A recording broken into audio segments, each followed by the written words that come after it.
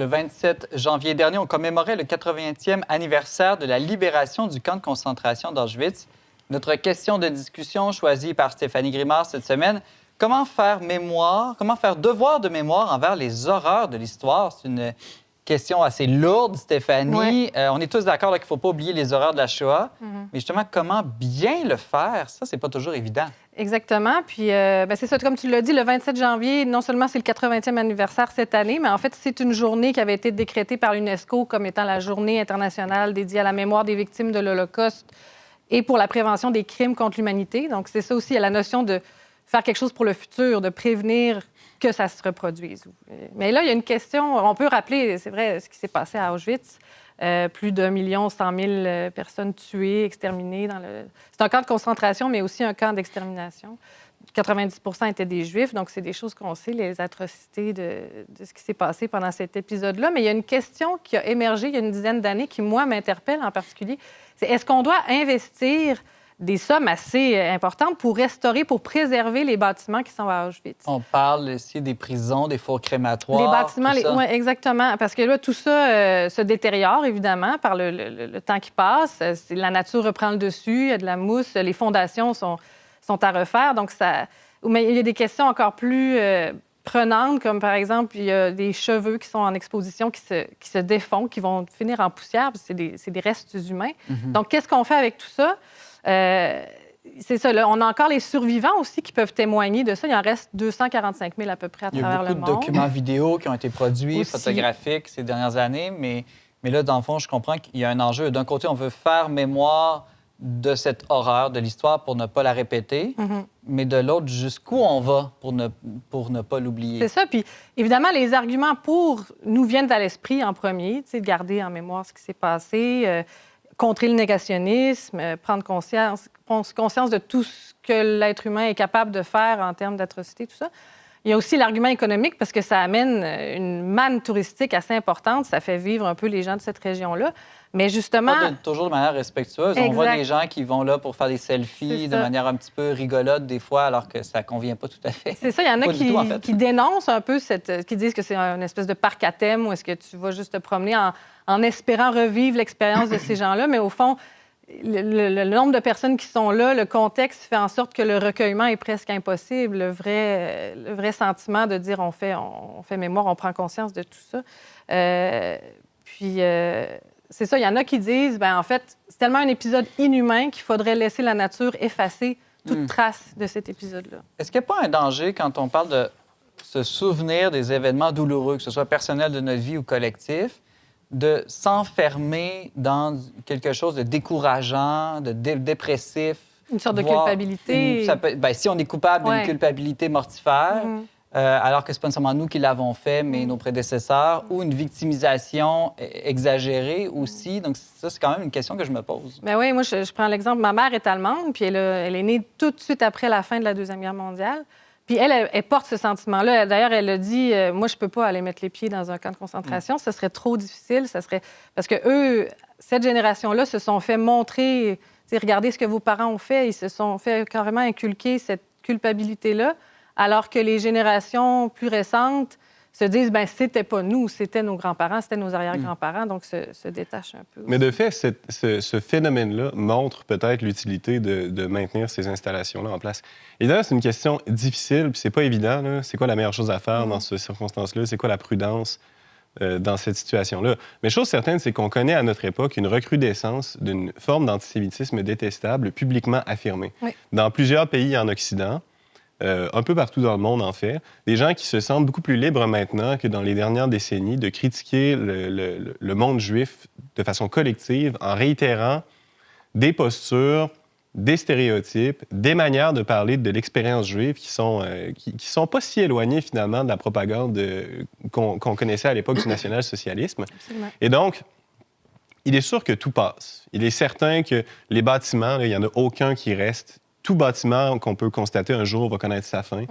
Les pyramides. Les pyramides se détériorent, tout passe. Mais bon, est-ce que c'est maintenant le moment pour dire on va arrêter d'investir des ressources pour maintenir ces infrastructures-là en place? Parce que finalement, on voit bien qu'elles n'ont pas fini d'accomplir leurs objectifs. On voit bien que des générations plus jeunes d'Allemands, d'Européens, même d'Américains, de Nord-Américains, en général, ont besoin de continuer d'être exposés à cette histoire-là parce qu'elle est aujourd'hui plus ignorée et moins bien comprise. Et sans dire que cela cause une recrudescence de l'antisémitisme, on constate que les deux se produisent en même temps. J'entendais Elie Wiesel, un survivant des camps de concentration en France, dire que malgré tous leurs efforts, il a le sentiment qu'il a échoué parce qu'aujourd'hui, une large proportion, je n'ai pas le pourcentage, mais des jeunes Français en France, ignorent. C'est 20 près de 18 en fait, ignorent la Shoah. Ils ne savent pas. Oui, quand même, c'est impressionnant. Ça doit être le pourcentage plus élevé en Amérique encore. J'imagine. Donc, c'est un devoir d'éducation aussi. Mais quand tu dis, Benjamin, tout passe, mais je pense aussi à tout ce qui s'est fait en littérature qui peut perdurer dans le temps aussi. Tu sais, je pense à Primo Levi ou Georges Samproun qui ont écrit là-dessus. Ça peut quand même aussi peut-être être une autre manière de faire mémoire, de faire... Je pense que le postulat de maintenir ces installations-là, c'est de dire, les écrits, en un sens, on peut toujours les remettre en question, dire que c'est de la fiction. Il y a toute une littérature négationniste sur les écrits, comme le journal d'Anne Frank, par exemple. Puis, je veux dire, on a un journal sur papier. On peut en questionner avec une méthode historico-critique l'authenticité.